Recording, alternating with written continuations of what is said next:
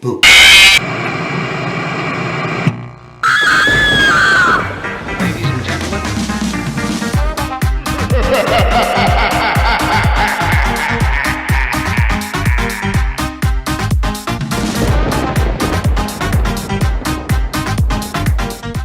Hey, what's going on everybody? It's your boy Will and welcome back to another quick review here on the channel. Today I am taking a look at Five Nights at Freddy's. This is the live action adaptation of the widely popular jump scare game that has been scaring people for the last almost 10 years. This stars Josh Hutcherson and Matthew Lillard and is produced by Blumhouse Pictures. And yeah, this is the first and potentially a series of movies if the first one does good. This came out in theaters and on Peacock, and I got to watch it. And this is going to probably wrap up the scary movies that I will be doing for the month of October, as we are right around the corner from Halloween. It's been a fun month, and it's been nice to check out a wide variety of different things that could constitute being a scary movie. If this happens to be your first time checking out one of my videos, hi, my name is Will and I do geeky stuff on the internet. I do reviews and reactions, discussions, gaming, some drinking, a whole bunch of different things on this channel for your viewing pleasure, and I just like to have fun, and I hope you enjoy watching this video as well. If this happens to be your bag and you're interested in hearing from a geeky bear like myself, please subscribe to the channel. I would greatly appreciate it. So, let's talk about Five Nights at Freddy's, the movie. So, in the movie, we see that Josh Hutcherson is portraying Mike Schmidt, who I believe, based off of just what I found on Wikipedia, was the name of the character from the first game. He is a security guard and is tasked with watching over the rundown Freddy Fazbear's Pizza, and then everything changes for him when the animatronics come to life and try to kill him. There is a sub-story with him trying to find the person responsible for the death of his younger brother, which ties into some of the reveals towards the end of the movie. If you've ever played the first game or any of the game in the franchise, you will know that there is a ton of lore involved with this game. I've never actually played the games, but I have watched a whole bunch of playthroughs and have jumped regardless. This movie, I think, is a interesting adaptation of the first game in terms of, like, it sets the scene. I think the animatronic designs are actually really cool. They got Jim Henson Productions to help with the creation of the animatronics for all of the Freddy Fazbear friends. There's Freddy, Bonnie, Chica, and Foxy. I think those are the four names. Correct me if I'm wrong, internet. But I think the animatronic designs were really cool. I don't know if they were utilized a lot. The game itself, you're basically just sitting there looking at monitors, and these things are going to just try to get to you and kill you. And you have to survive a total of 5 nights. I want to say the movie takes place over the course of 5 nights. I'm pretty sure it does. I do not understand. I do. I understood that reference.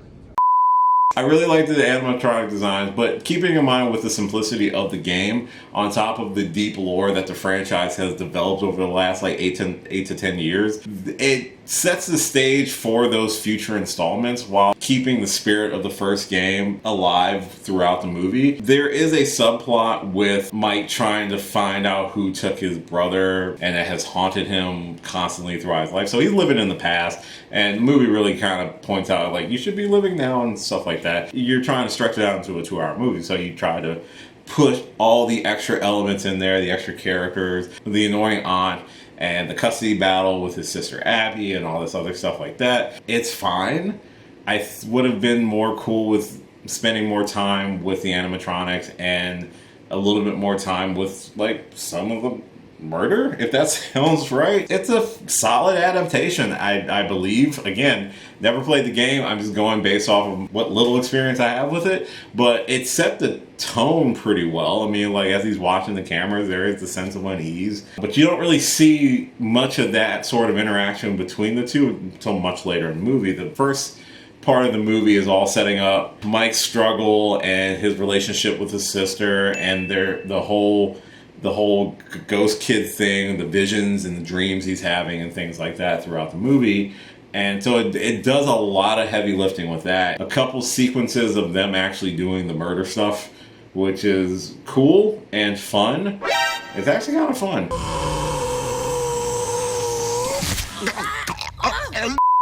This whole experience of going and looking at horror movies and stuff for me is, there is a certain sense of enjoyment, but also you have to put some of these elements into these characters to make it believable why they would be in this situation at all. Because again, as I've stated in other movies of this genre before, why are you still?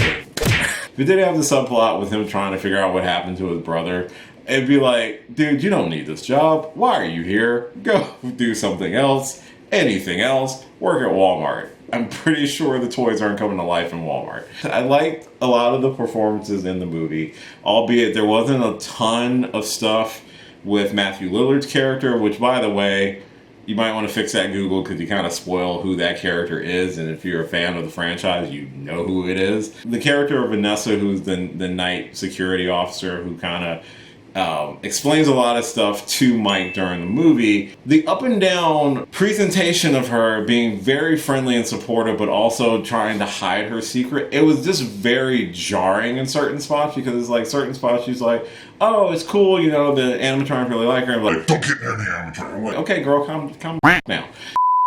I think as an adaptation, I think it was fine. Again, I haven't really played the games much, but I've seen enough of the game. And thanks Game Theory, because I watch a lot of your videos, so I understand the lore of it. So I think it did a good job of interpreting these characters and the animatronics. There's some fun cameos and Easter eggs in the movie as well. It wasn't very scary. I was expecting more like jump scares. The only jump scares that got me were the little balloon man figurine that popped up like 3 times in the movie. And those are the only thing that actually made me physically jump while watching it. I think the animatronics were actually really cool. I liked the design of them. I thought the fact that they weren't some sort of CG sort of mess and they were there and they were like, it was tactile.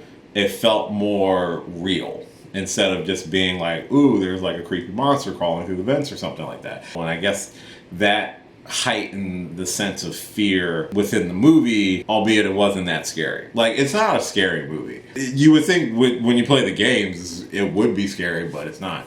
And I'm wondering if it leads to more of that genre of games getting adapted to live action. I mean, because they've tried the big game IP properties to a varying degree of success, and albeit while this isn't necessarily my sort of go-to genre, I would say I think the movie was successful for what it was. I would be interested in seeing a sequel. If you're just going to follow the games, I think that's a good way of going. I don't know what that means for the Mike character, if that character is more than what we see on screen, because just going based off the name and what I saw on Wikipedia, he's just the main character from the first game. I don't know if that character actually comes back for any of the later games. If they do, I'm pretty sure somebody will say it in the comments. Get in the comments! Besides like the padding of some of the additional backstory for the character and the subplot with looking for the dead brother, the sister, I don't know if those elements are actually in the games, but for the movie, it's fine. It's the only logical reason why he would continue to keep going back there. I thought it was fun. Some of the dialogue was a little weird. Some of the cameos were nice in terms of like if you follow like some of the YouTube personalities, because there are a couple of YouTubers who do a lot of like the lore behind the FNAF series and things like that who get cameos in it. So I think that's a fun touch for people who are fans of both the game and the deep lore aspect of it. I think that's a fun little tie-in for it. I would be interested in seeing a sequel. I wonder if this leads to like a Poppy's Playtime spin-off movie or something. I know they're 2 different things, but I'm just saying that genre of you going around a creepy kids element and then there's a bunch of monstrous animatronics or toys coming after you. I could see that happening. I think that would probably be more terrifying. Probably. It's decent. It's not necessarily super scary. I think it embodies the spirit of the first game pretty well, albeit you have to stretch some things out to fill in a 2-hour time gap. But it'll be interesting to see what they would do if they actually get a chance to do like a second or a third one. If they just follow the games or if they try to expand even further. So I'd be interested in seeing it. I would. I'd say check it out. I think if you're a fan of the game, you should definitely check it out because you're probably going to appreciate it a lot more than myself. But even if you're not a fan of the game, I think it's not a bad movie to check out, especially for something that might actually get you to play the games.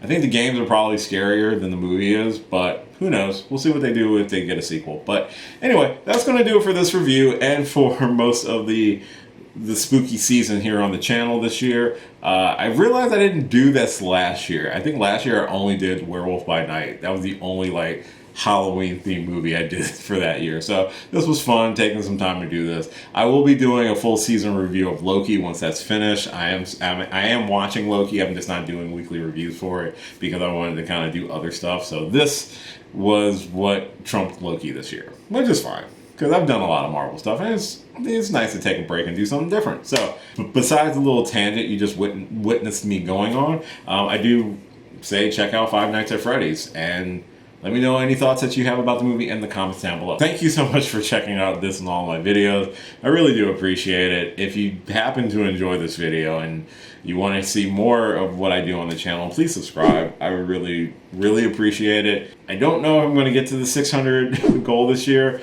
We'll see. I'm under 30 subscribers I need for it. So if you're new and this happens to be the first video checked out and you enjoyed it, like I said, subscribe, like, share it around the internet. I would appreciate it. You can follow me on a lot of different social media platforms listed at the end of the video. I do have a ton of videos on this channel right now that you're more than welcome to check out. Like, share, subscribe, all the fun stuff. And as always, until next time, have a happy Halloween, depending on whenever you're watching this, or just have a good day. And I will catch you later. See ya. Hey, thanks for watching this video. If you did like this video, why not give me a thumbs up and share it with your friends? You can subscribe to the channel by clicking on my gorgeous little face right over there. You can follow me on all the various social media platforms right below. And last but certainly not least, if you've got a few extra minutes, why not check out one of the lovely videos floating right over here. Later.